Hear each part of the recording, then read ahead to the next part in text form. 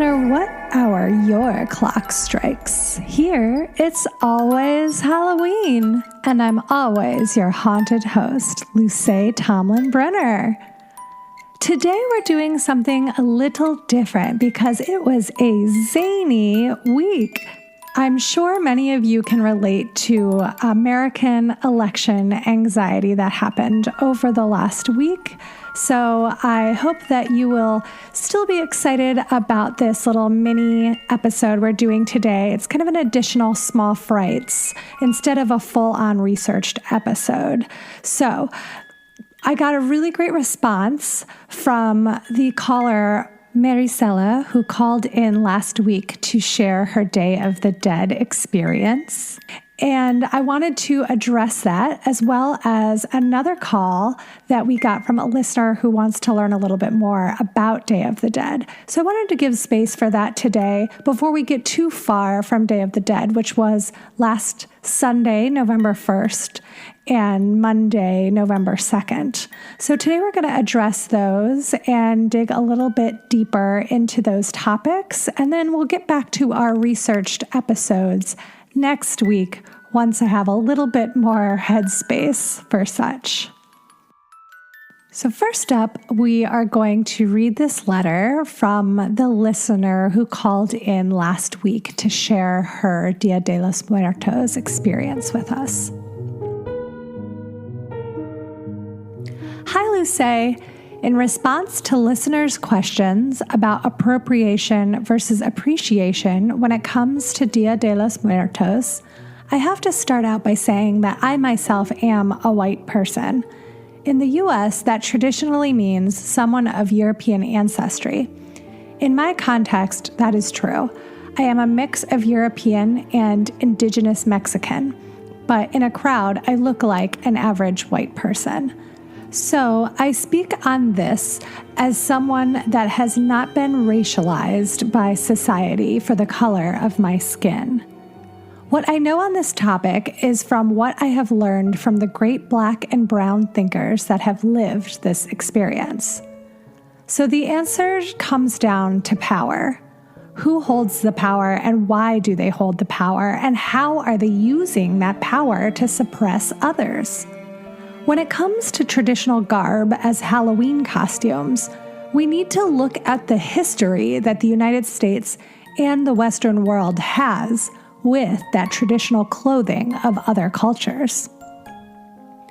European colonizers, and in more recent history, white Americans, have ridiculed, degraded, and stereotyped marginalized groups for their traditional clothing, oftentimes leading to these othered groups to assimilate and try to blend in with America at large.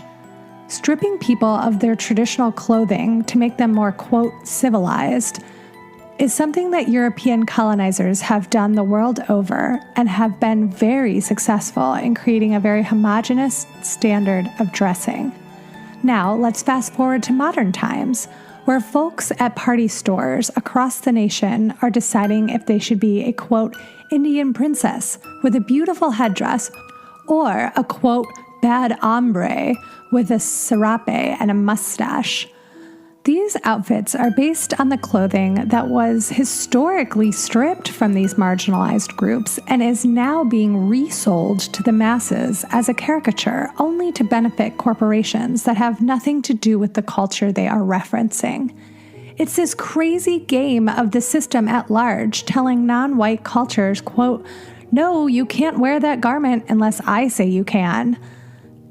And we as people of these cultures are pushing back to ensure that our sacred garments stay safe. All of that to say, the most important thing to understand is where you are in relation to the cultural event or clothing. If you're a white or non-Latinx person going to a Dia de los Muertos festival, understand that you're a guest. If you choose to dress up or paint your face, do it right and educate yourself on why we wear what we wear. The internet is a great tool, but I highly recommend talking to folks of that culture and understanding why someone from outside dressing in our traditional garb in the wrong place at the wrong time can be very hurtful. Appreciation comes with education. Appropriation is rooted in ignorance and entitlement to something that is not yours. If you do choose to go to DIA events, find ones that are founded and operated by folks of the culture. It's ours to share with the public, not for others to monetize and profit from. Thanks again for this conversation. I think it's super important for Halloweeny folks especially to know the difference and how to participate in the most respectful ways possible. Best, Marisela.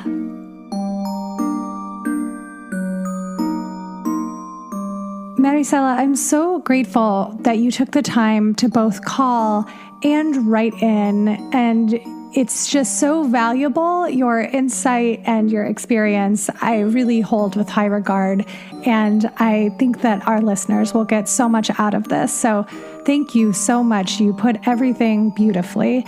If any other listeners out there celebrate Dia de los Muertos, please call right in. There is no expiration date. I want to hear your stories anytime. Up next, we have a caller who wants to learn a little bit more about the representation of skeletons in Dia de los Muertos as well as Halloween. Hi, I just listened to the Day of the Dead episode and really enjoyed it. And I was just curious about the history behind the use of skeletons and skulls in the Day of the Dead celebrations, and then just if there's any connection between that and skeletons and skulls in Halloween decorations. I'd always assumed that they were connected in some way, but I realized that was an assumption, so I was wondering if you would be able to explain a little bit more about that. Hopefully it ends up on the next episode. Thanks. Bye. Thank you so much for that call. That's actually a really great question. I think it's important to restate that Day of the Dead and Halloween were jammed together in the calendar specifically because Spanish colonizers came to Mexico in the 1600s and moved the Day of the Dead festivals that were taking place during the month of August up to coincide with the Catholic All Saints Day and All Souls Day on November 1st and 2nd, specifically because they thought that the, Mexican Aztec celebrations were occultist, and they wanted to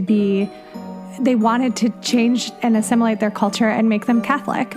So that is the only reason that it's close to Halloween. And of course, both talk about and acknowledge death. So there is overlaps in that way, but it's important to acknowledge that the ways that Europeans celebrate Halloween is always been more from a stance of terror and fear dating back to Celtic times, so scared of the dark and the impending winter, whereas the Day of the Dead celebrations have always been more joyful and welcoming the dead back, welcoming the ancestors back instead of trying to scare them away. So the skull imagery, I think, is, overlapping just in that we are all made out of skulls and we all are, grappling with death in different ways. So I'm going to talk a little bit about the skull representation in Day of the Dead. And I'm getting this information from a really great website called dayofthedead.holiday, which everything that's on the site, I'll link it in the show notes, comes from professional writers based in Mexico that have experienced the holiday firsthand and are sharing their knowledge it's basically knowledge, experience, and academic research all together. In Day of the Dead dates back to before Spanish colonization, and the indigenous people in Mexico would actually decorate and display skull and skeleton figurines made out of clay. In the 1500s, they started developing molds to make these skulls, and then later, after colonization, churches actually continued the tradition of making skulls with the molds, but it was the Spanish churches that began utilizing sugar instead of clay. Now, this was in the 17th century, and the Spanish started developing this paste that was made of eggs, powdered sugar, lemon juice, and plant extracts, which then they poured into the mold to make the figurines. And then at that point, that's when they would, decorate them with the icing and paper. And this method is continued to be used by Mexican artisans to this day. So those are kind of the background on sugar skulls and skull iconography. But I just want to dig a little bit deeper into the humor that is associated with calacas and calaveras. So according to this website, the skull motifs and dark humor that the holiday embodies was embraced by satirists and artists as a cultural reference. The most well-known of these artists is Jose Guadalupe Posada.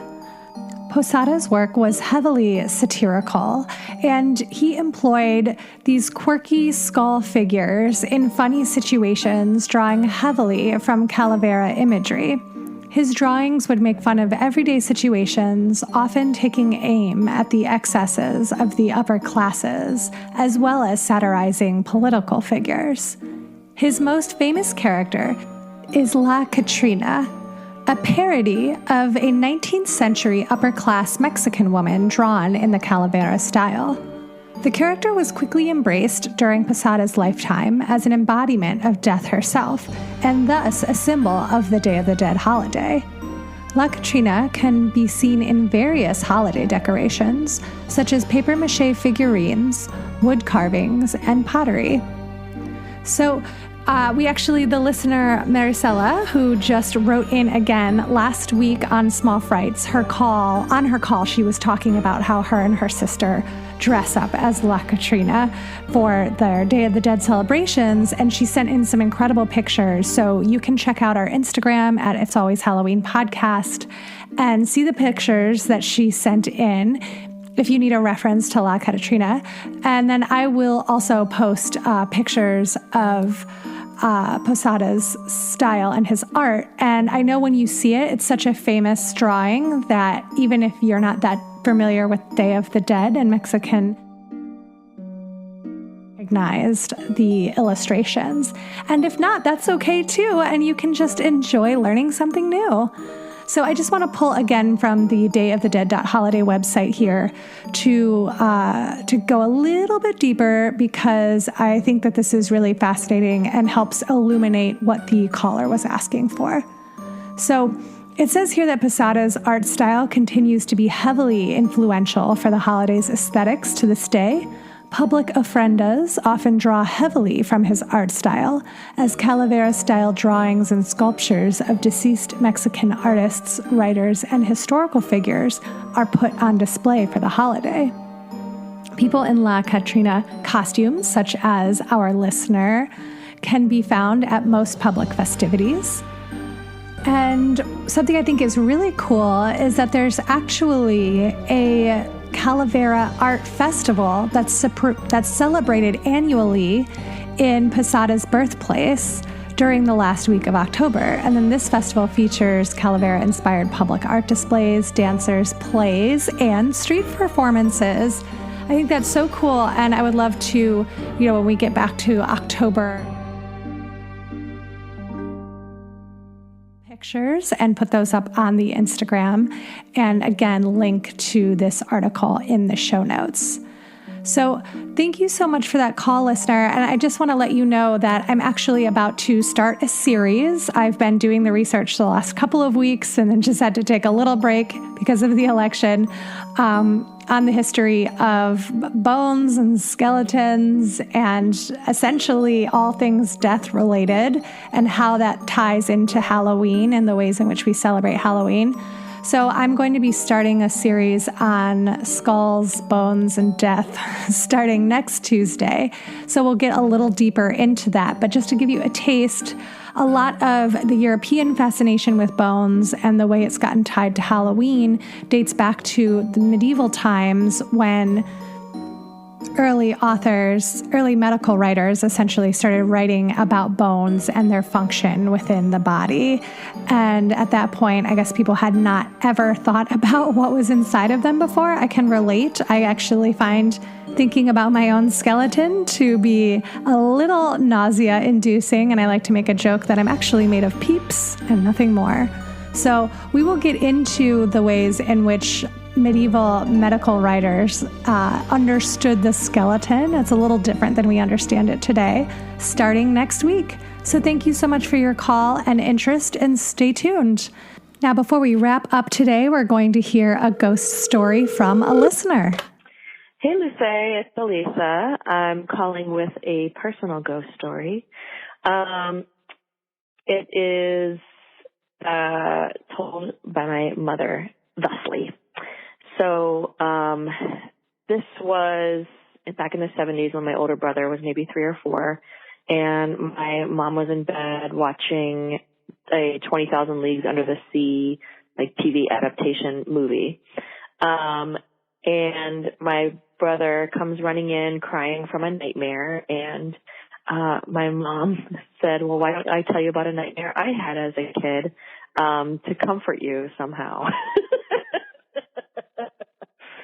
So she told my brother a story about how when she was a little girl, she had a sister who was 10 years older than her, and they would share a bed together. So my mom, as a kid, would have this recurring dream where she would be pushing on her sister to wake her up. And she'd say, Larry Ann, wake up. And she wouldn't wake up. And then all of a sudden she saw these thin, wispy, fog-like ghosts just pouring out of the closet door. And so my mom in the dream would shake Larry Ann even harder and say, Larry Ann, wake up, there's ghosts. And then suddenly Larry Ann came out from under the covers, and she herself was a ghost.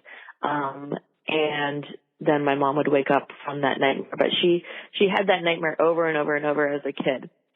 So I guess my brother was comforted by this tale, and he went back to bed, and my mom, went back to watching her program, and she says the last thing she remembers before going to sleep that night was, there was a part in this movie where they're saying, Captain Nemo, Captain Nemo, over and over again. And she remembered thinking to herself that Nemo spelled backwards is omen.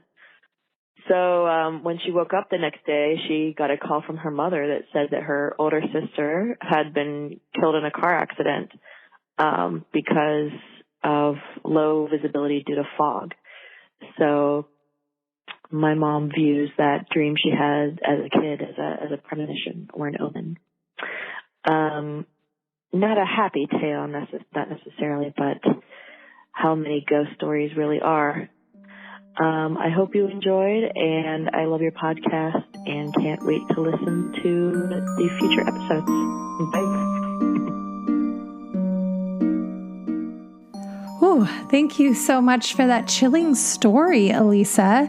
You are so correct when you say how many ghost stories really are happy, because when you get right down to it, a lot of them are based in historical stories that are very real and very sad. As we talked about 2 weeks ago on our Green Ribbon episode, very few urban legends are just conjured out of nothing. If anything, they often reflect our own fears and anxieties about being human and living in a difficult world. So thank you so much for that. And thank you, everyone, for listening to this abridged and non-traditional Tuesday episode of It's Always Halloween. Please come back next week to get back to our regular history-laden episodes. In the meantime, you can check us out on Instagram. If you want to contribute to a Small Frights episode, please call the All Hallows Hotline at 802-532-DEAD. Or you can write me an email at itsalwayshalloweenpodcast@gmail.com. You can also subscribe to us on Patreon at It's Always Halloween. If you want to follow me directly on Instagram and Twitter, my handle is LTB Comedy. And if you want to follow Pete, our sound designer, you can at Mittenberries. It's Always Halloween is researched, written, and performed by me, Luce Tomlin-Brenner, and the editing, theme music, and sound design is by Pete Burns. Thanks, Pete. If you're on Apple Podcasts, please subscribe and write us a little review so that other like-minded ghouls can find us. And if you're on NPR One, you can follow and subscribe to our episodes there as well. Thank you so much for listening to It's Always Halloween, and come back next time once you've rested your bones a little.